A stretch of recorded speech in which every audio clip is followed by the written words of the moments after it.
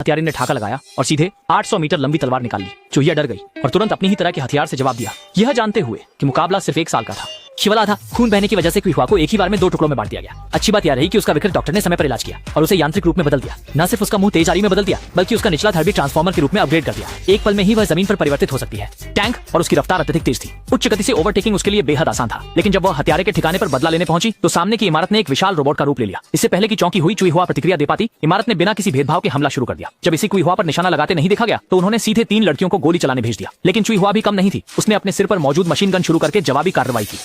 जल्दी ही लड़कियों को मार गिराया। देखते ही देखते जैसे ही चूहिया तेजी से इमारत की तरफ बढ़ने लगी, इमारत ने सीधे एक लेजर तोप चलाई। लेकिन यही वक्त था जब चूहिया ने जल्दी से छलांग लगाई और हत्यारे के अड्डे पर स्थिर होकर उतरी। इधर लेकिन आश्चर्यजनक रूप से हत्यारे का सरगना पहले से ही इंतजार कर रहा था और उसने चूहिया की बहन को भी एक सिर्फ हत्या करने वाली मशीन में बदल दिया। स्मृति खो चुकी बहन ने सीधे उस पर हमला कर दिया। कोई चारा न देख चूहिया को भी हार कर पलटवार करना पड़ा और अपनी अधिक शक्तिशाली आग्नेयास्त्रों के दम पर उसने सीधे अपनी बहन को धुएं में बदल दिया। इसके बाद उसने मौका पाकर एक बार बीच से कर दिया। लेकिन उसे यह नहीं पता था कि उसकी बहन वास्तव में ऊपर और नीचे से अलग हो जाएगी। दोनों तरफ से हमले के बीच चूहिया बिल्कुल भी अपनी बहन के मुकाबले नहीं थी। पश्चिम की ओर हार मानने से पहले चूहिया ने जल्दी से अपनी बहन को बचपन की यादें भेजी और उम्मीद के विपरीत इसे सच में उसकी बहन का अच्छा ही बाहर आ गई। अगले ही पल दोनों बहनें एक साथ मिलकर हत्या के सरगना पर पागलपन से हमला करने लगी। सीधे उसे अपंग कर दिया। दोनों बहनें फिर से सामान्य इंसान बन गई।